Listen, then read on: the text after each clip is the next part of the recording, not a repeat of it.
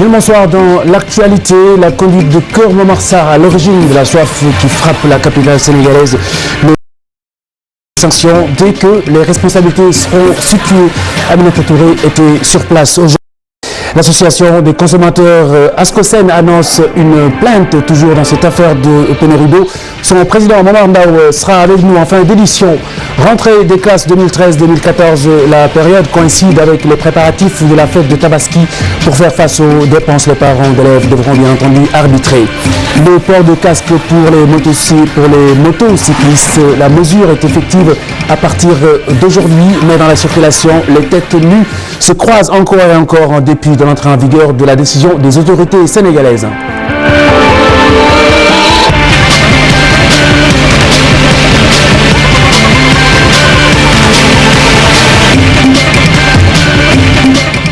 Le chef du gouvernement annonce des sanctions au terme justement de l'audit de la gestion de la conduite de Keur Momar Sarr. Aminata Touré a réaffirmé, Pape Diouf l'avait annoncé hier lors de son rencontre avec les journalistes. Aminata Touré était aujourd'hui sur place pour s'enquérir de l'état d'avancement des travaux de réparation. En effet, l'eau n'est toujours pas au rendez-vous malgré l'annonce hier d'un retour à la normale par le ministre de l'Hydraulique. Voici le Premier ministre. Tout ça pour dire qu'il est extrêmement désolant qu'on se retrouve dans une telle situation. Je devrais même dire inadmissible, et je pèse mes mots. Puisque en 1995, lorsque l'État a décidé de passer la distribution de l'eau à des privés, on ne s'attendait pas à ce type de situation. Évidemment, il y a plusieurs explications techniques qui ont été données, mais à l'arrivée, il n'y a pas d'eau à Dakar et ce n'est pas acceptable, c'est inadmissible. Ce que l'État compte faire, c'est de situer toutes les responsabilités partout où elles se trouvent et les décisions adéquates seront prises. S'il s'agit de sanctions, elles seront prises. S'il s'agit de rupture de contrat, elles seront prises. Parce qu'il est anormal qu'on se retrouve dans une situation pareille. On m'a parlé d'un tuyau que j'ai tout de suite regardé, qui devait avoir une durée de vie de 30 ans et qui a eu 4 fuites en 9 ans. Voilà ce qui n'est pas normal. Je pense qu'il faudrait que dans ce pays, chaque fois que les gens prennent des engagements, qu'ils les respectent. Et s'ils ne les respectent pas, eh bien qu'il y ait les sanctions qu'il faut. Et puis dans la plupart des quartiers de Dakar et sa banlieue, les populations ont plutôt déchanté, un désarroi qui risque d'ailleurs de provoquer des manifestations à Yoff, au Ouest Foire et à Nord Foire. Le vase déborde de colère, le brin d'espoir suite à l'annonce du ministre de l'Hydraulique hier s'est éteint. Nous verrons le sujet de Fatou Kinedem avant la fin de cette édition. Et puis en cette période de forte chaleur justement, le manque d'eau n'arrange rien, même les moments de loisirs deviennent justement invivables. Atanarba Memounandjaï. Sous les arbres, les ponts, les populations sont partout à la recherche d'air. La canicule notée ces derniers jours est passée par là. Que faire? On est obligé de se réfugier sous les arbres. Vraiment, la chaleur est insupportable. On en parle tous les jours. Maintenant, on ne reste plus dans les magasins. On n'a pas de choix. Cela se comprend aussi, parce que nous sommes en plein hivernage. Par contre, les arrêts de bus sont désertés pendant certaines heures de la journée. C'est pire au niveau des arrêts de bus. Là, il n'y a pas de banc et l'attente est très longue. Les plus affectés par cette forte chaleur, les marchands ambulants, ils prennent désormais des heures de pause. Mais on fait avec, on ne peut pas rester comme ça les bras croisés. Mais, à dire vrai, certains moments, c'est le repos total. Avec la chaleur, le travail est au ralenti, s'y ajoute la pénurie d'eau qui indispose les populations. Fête de Tabaski, rentrée des classes, le calendrier est très peu favorable aux parents d'élèves cette année. Les deux événements impliquent bien entendu des dépenses qui à leur tour imposent des choix aux mères et pères de famille. Diafaraba Nafissatou Silla.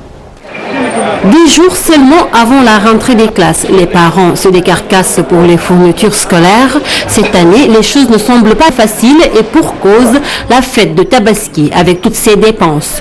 Il sera très difficile ce mois d'octobre parce que les ouvertures, la Tabaski, et il faudra assurer tout ça. C'est deux grands événements sur un même mois. Et le salaire, c'est une fois le mois, donc ça va être très très difficile. Avec cette conjoncture, pour beaucoup, la priorité reste les études et les enfants doivent s'y faire. Actuellement, on sait que c'est très dur. Mais pour moi, la priorité, c'est les études d'abord. Mon mari, il est malade. Donc, c'est moi qui s'occupe des enfants, de leurs études. Donc, pour moi, la priorité d'abord, c'est les études. L'éducation, à l'heure actuelle, c'est un peu cher quand même. Les fournitures, ça coûte trop cher. Ensuite, il y a les livres, il y a tout. Donc, il y a les cours, il y a tout ça. Il y a le transport aussi. Vraiment, je crois qu'on peut mettre vraiment, faire le paquet au niveau de l'éducation des enfants. Abdoulaye Ndiaye est un agent des douanes à la retraite. À 61 ans, il est difficile pour lui de joindre les deux bouts avec sa pension. Et avec les deux événements qui s'annoncent, il compte faire avec ce qu'il a. Difficilement, franchement. Je ne parviens pas à dormir la nuit, tellement que j'y pense. Et après avoir reçu ma pension, j'essaie de scinder les choses pour essayer de satisfaire l'ouverture et la tabaski. Mais difficilement, très difficilement. Franchement, cette année même, je ne sais pas si je parviendrai à le faire. D'autres alternatives existent cependant pour s'en sortir, mais certains pères de famille préfèrent limiter les besoins. Si c'est nécessaire, il faudra faire un prêt, c'est pour certains. Il y en a qui, quelles que soient les circonstances, ils vont essayer tout simplement de se débrouiller avec les moyens du bord, essayer de s'organiser tout simplement. Il y en a qui vont résoudre le problème avec des questions de prêt. À la banque, bien sûr. Personnellement, j'essaie tout simplement de m'organiser et d'essayer de faire avec ce que j'ai. Je trouve qu'avec la Corée, ce qu'ils ont porté pour la Corée, ils peuvent le porter pour la Tabaski. Moi, je ne vois pas d'inconvénient, puisqu'on les garde. Les habits de fête, on les garde. Pour cette année, nombreux seront les parents d'élèves qui seront confrontés à des difficultés financières. Le plus important, c'est d'éviter le gaspillage. Je vous le disais tantôt, la déception de la plupart des quartiers de Dakar suite à l'annonce d'un retour à la normale de l'approvisionnement de l'eau par le ministre de l'Hydraulique hier. Le désarroi qui risque de provoquer des manifestations à l'instar à Yoff, par exemple, Ouest Foire ou Nord Foire. Le vase a débordé de colère et le brin d'espoir s'est éteint. Encore des bouteilles et des bassines vides, malgré l'annonce du ministre de l'Hydraulique faisant état de retour à la normale ce mardi matin. Les populations de Yoff, Ouest Foire, Nord Foire n'en peuvent plus. À Nord Foire, nous sommes tout le temps défavorisés. Pas de gouttes d'eau, on ne dort pas la nuit. On passe des nuits entières à veiller pour avoir quelques gouttes d'eau. Mais ça, c'est pas normal. Il faut aussi penser un peu à nous. Ça fait 1 mois, on n'a pas de gouttes d'eau. Les camions citernes, ils viennent, ils boutent. Même pas 2 minutes, ils boutent, ils nous laissent sans eau. Regardez, nos enfants sont sales. Très remontée par cette pénurie, elle confie être exposée à de graves maladies. Moi, qui vous parle, il y a une semaine, j'avais des problèmes, des maux de ventre terribles. Des maux de ventre terribles, parce que même l'eau, les quelques gouttes d'eau qui arrivent par les camions citernes, on ne sait même pas. Donc on est obligé de pratiquer quelques techniques pour essayer d'avoir un peu d'eau potable. Le matin, on n'a pas une seule goutte d'eau, ni pour boire, ni pour cuisiner. On va creuser à la plage pour avoir un peu d'eau. D'ailleurs, nous sommes tous malades. Les populations semblent franchir le Rubicon. Elles menacent d'envahir les rues de la capitale dans les jours à venir. Si d'ici samedi la situation ne change pas, nous allons bloquer l'autoroute. À la pénurie d'eau pourrait s'ajouter des délestages liés à l'arrêt de la centrale de Kounoune depuis ce matin. Port de casque obligatoire, les motocyclistes avaient 6 jours pour s'en procurer. Eh bien, le délai est arrivé à terme ce jour, mais dans la circulation, le schéma est resté le même. Hadi Atala. La date échue, des motocyclistes foulent aux pieds la décision du ministère de l'Intérieur qui exige le port de casque. Les raisons sont variées.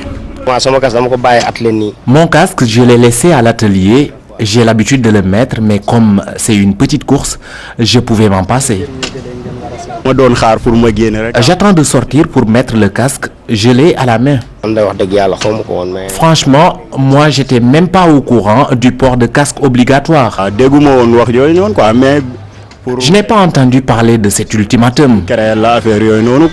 C'est au nez à la barbe des policiers que les motocyclistes sans casque dépassent ces heures de circulation. Moi d'habitude je porte casque. Ouais, ça fait des années, depuis 92, je conduis des motos, mais je conduis toujours avec une casque. Mesure de sécurité, sans casque, ouais, ça c'est inconcevable parce qu'il y a des risques. Moi j'ai eu écho de l'interdiction de conduire sans casque. Je vais le reprendre même si j'ai pas l'habitude de le faire.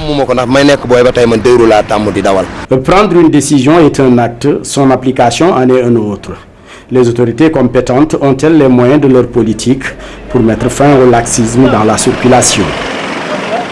Le parti réuni à l'assaut de Matam, du Fouta principalement, les jeunes de la formation politique sillonnent les localités pour dénoncer, disent-ils, la gestion de l'actuel régime. Pendant ce temps, les coordonnateurs départementaux de Matam et de Ranérou jettent l'éponge. Allez, Bandelignang. Le pays va très mal. C'est là la nouvelle chanson des partisans de Idrissa Seck dans la région de Matam.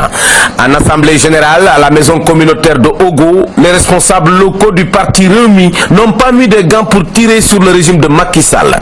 Des inondations, la vie chère, le chômage des jeunes, l'inquiétude des paysans sur le déroulement de cette campagne agricole, autant de préoccupations pour les partisans de Idrissa Seck. Le gouvernement de Macky Sall, nous tous nous savons que ça ne marche pas, parce que les démarches qui ont été entamées n'aboutiront nulle part. La question des inondations est là.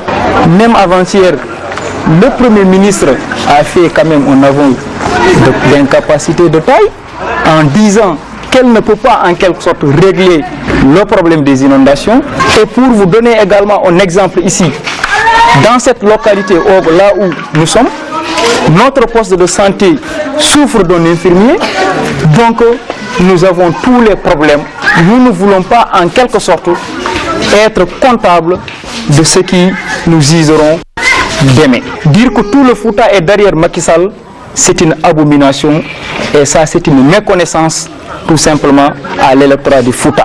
Si nous disons que celui qui était venu pour demander nos voix n'a pas en quelque sorte accompli sa mission, notre devoir c'est de rompre ce contrat-là parce que nous n'avons pas senti le développement ici au Fouta. À l'issue de cette assemblée générale, les responsables locaux de Réumi ont décidé d'entreprendre une tournée d'information, de sensibilisation dans les départements de Matam et de Kanel. Ils demeurent convaincus que sur la base de la frustration et du mécontentement qui prend de plus en plus de l'ampleur, ils espèrent demain réussir leur objectif de porter Idrissa Seck à la tête du pouvoir. Une mission qui ne semble pas être facile, d'autant plus que le coordinateur départemental de Réumi. Et puis les membres, c'est sur l'international, les membres du groupe islamiste Chebab ne semblent plus parler le même langage. Depuis sa création en 2006, le groupe radical tente d'instaurer la charia sur les territoires conquis. Ibrahim Kamara. Al-Shabaab en arabe qui veut dire jeunesse est un groupe islamiste somalien issu de la fraction la plus dure de l'Union des tribunaux islamiques qui milite pour l'instauration de la charia. Créé en 2006 lors de l'invasion éthiopienne, les Shabaab se sont déclarés en guerre en 2009 contre le gouvernement de Sharif Ahmed, un modéré issu des tribunaux islamiques.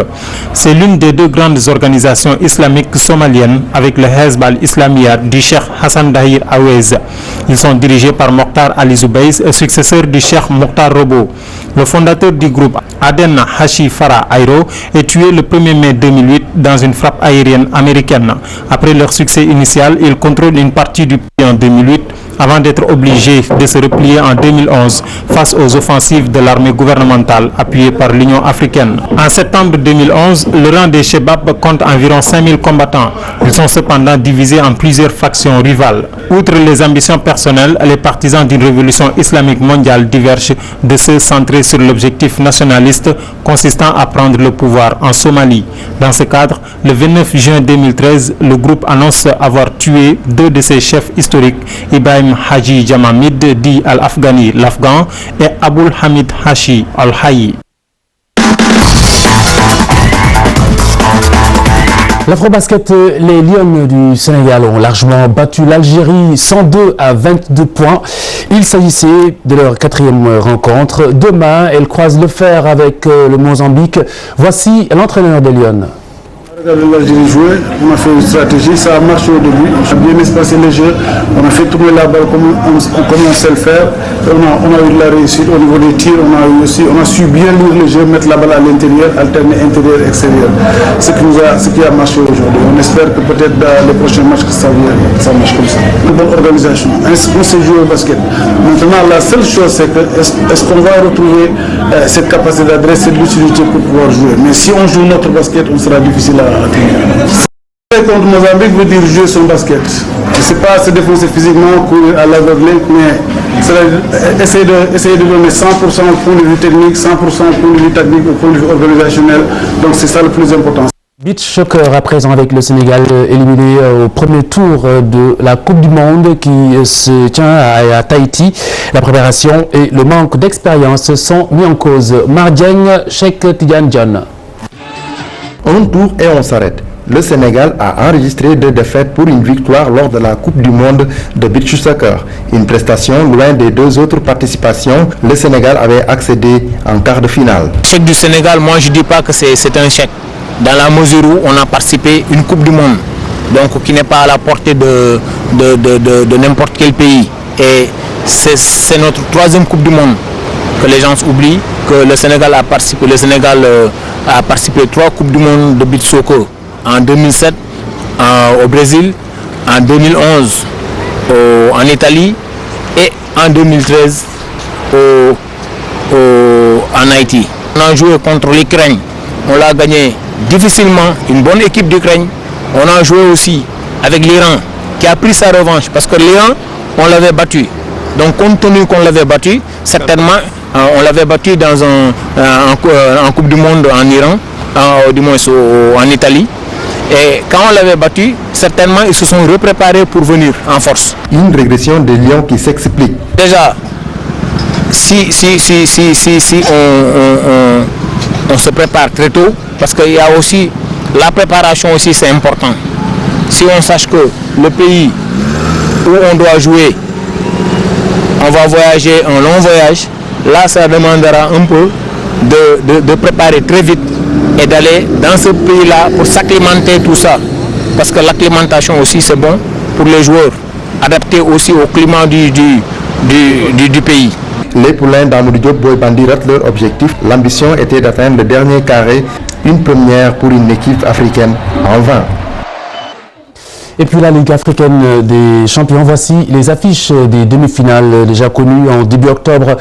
Cotton Sport Al Ahly et Orlando Pirates, Espérance de Tunis, Djambar qui représente le Sénégal l'année prochaine. Les champions du Sénégal entendent tout de même faire bonne figure. C'est notre paire de manches parce que le niveau change, les équipes sont beaucoup plus consistantes que ce qu'on a au Sénégal.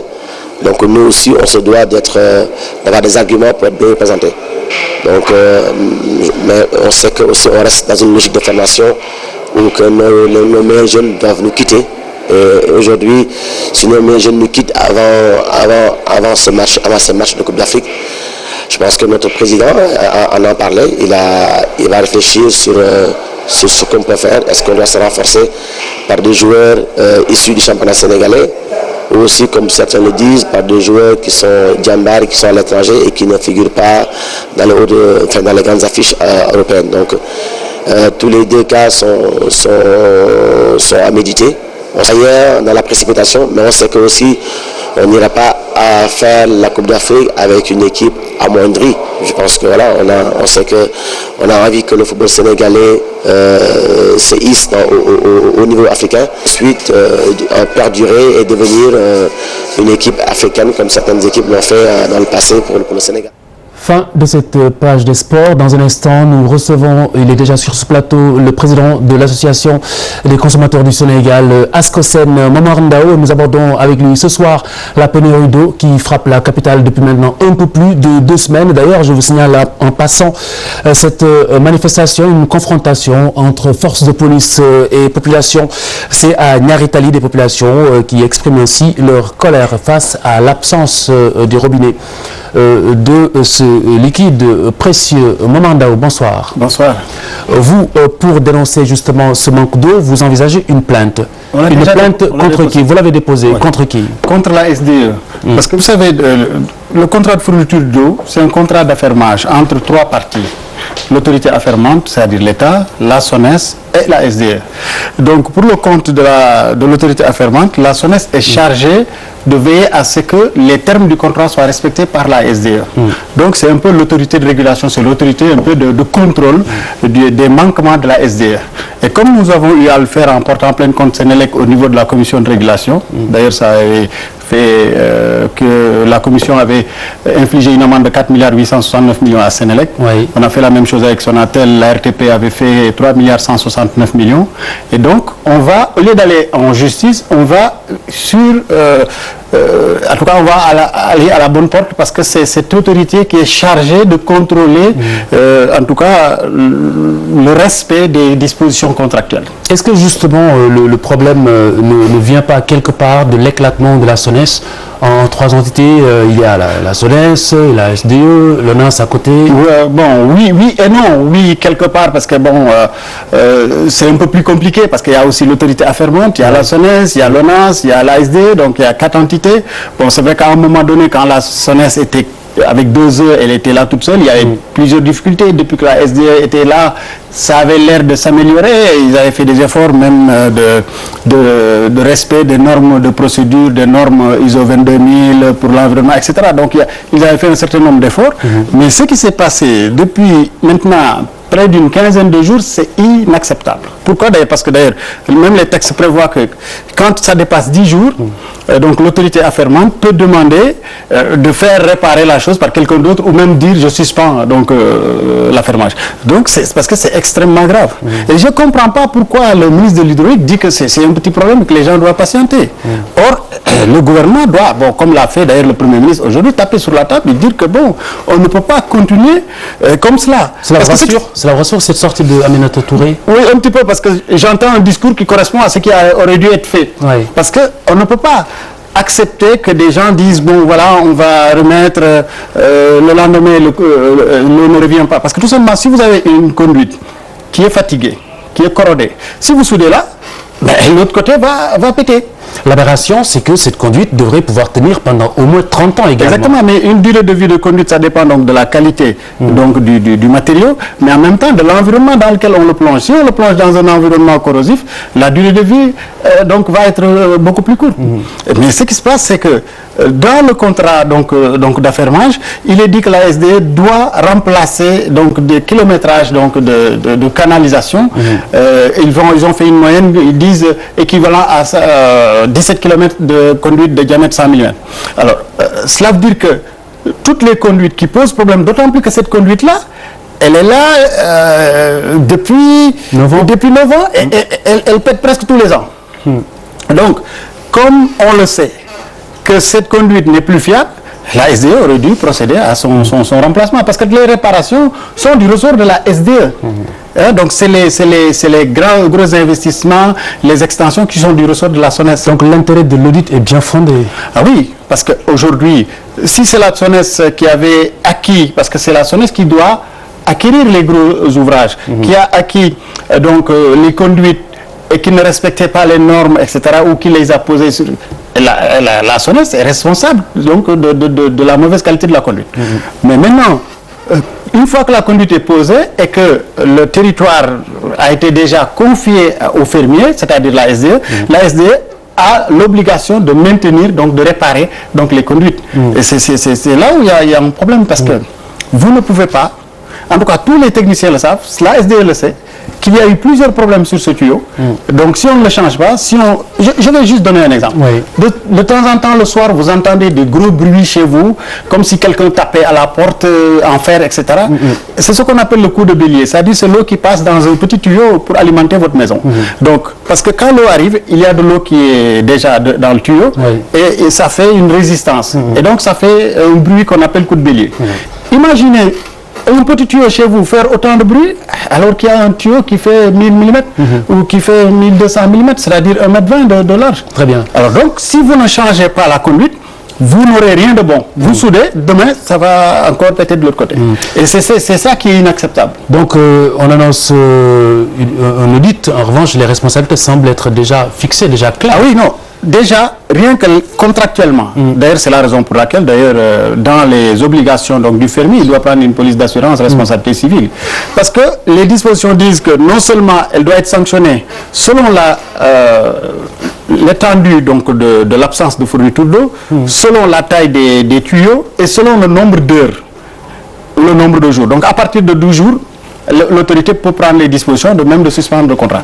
Et donc aujourd'hui ce qui se passe c'est que l'autorité non seulement va sanctionner par rapport aux éléments contractuels, mais nonobstant les dégâts occasionnés aux consommateurs et pour lesquels on peut demander aussi des dommages. Parce que ce qui est prévu aujourd'hui, c'est que c'est comme pour la Sénélec, quand il y a des problèmes de responsabilité civile de ces sociétés, il y a une police d'assurance qui peut prendre en charge un certain nombre de dédommagements. Donc aujourd'hui, nonobstant le fait qu'il y a rupture dans donc le respect des termes du contrat, il doit y avoir donc un dédommagement qui doit être fait aux usagers. Alors, un autre aspect, Momandao, qui glace le dos, c'est même assez dangereux, une seule source pour approvisionner Dakar. Bon, c'est vrai que c'est pas une seule source, mais c'est la principale. Parce qu'aujourd'hui, si vous regardez, il y avait beaucoup de forages dans la zone. Il y avait un forage à Thiaroye, mais le problème qui se pose, c'est que d'ailleurs, c'est pollué. Voilà, c'est pollué parce qu'il y a les nitrates, donc les latrines.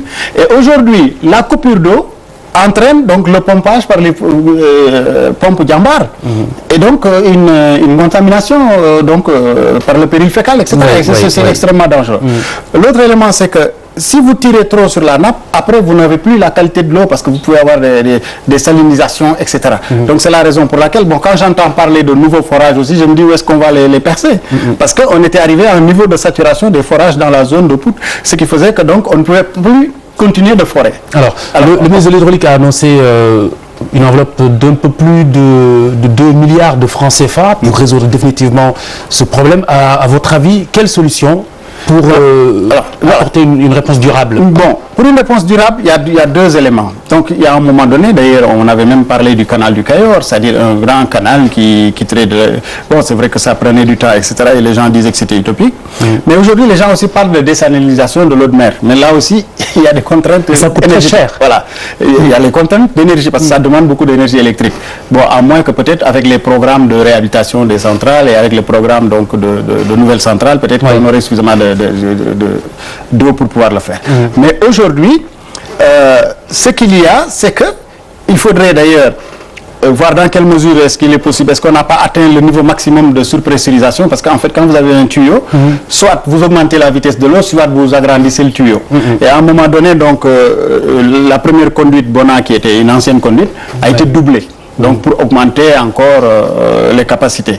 Bon, ça n'a pas suffi, on a mis un surpresseur et aujourd'hui on est limite. Donc il faut nécessairement trouver d'autres solutions et je pense que c'est faisable. Vous en avez une de solution?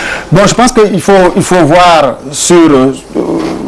parce que moi, le grand canal, je pense que... Parce que demain, imaginez-vous l'extension, en tout cas l'augmentation de la population. Rien ne dit qu'on pourra avoir suffisamment d'énergie et suffisamment de moyens pour pouvoir donc, désaliniser l'eau de mer pour tout le monde. Donc ça peut être des solutions d'appoint. Bon, la nappe, on ne peut plus continuer de pomper. Il y a beaucoup de difficultés. Maintenant, il faudrait aussi que les maraîchers n'utilisent pas de l'eau potable pour arroser. Parce qu'à ce moment-là, ce qui va se passer, c'est que la demande donc, des maraîchers va diminuer, la mise en Très bien. Alors, Maman Ndao, nous sommes un peu rattrapés par le temps. Vous êtes défenseur des droits des consommateurs. Il est également de votre devoir d'appeler au calme. Qu'est-ce que vous avez envie de dire ce soir aux consommateurs, aux Sénégalais? On apprend qu'il y a des jeunes qui sont déjà dans la rue à Niaritali. Bon, je pense que ça, c'est vrai que les gens sont fatigués, mais n'en rajoutons pas. Bon, c'est vrai que ce qui a plus compliqué la chose, c'est que la centrale de Kounoune avait vu son système baisser parce qu'il n'y avait pas suffisamment d'eau pour refroidir. Voilà, exactement. Et donc, il y a une combinaison manque d'eau, chaleur extrême, et puis coupure d'électricité. Et donc, bon, ça c'est mortel.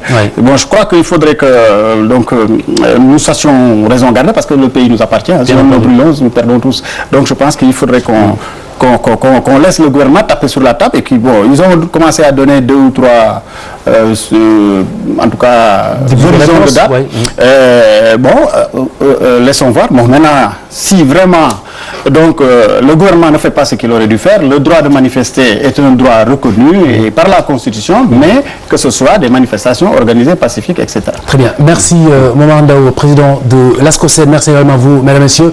Je vous retrouve à la rentrée, Inch'Allah, après une courte période de vacances. Bonne soirée sur TFM.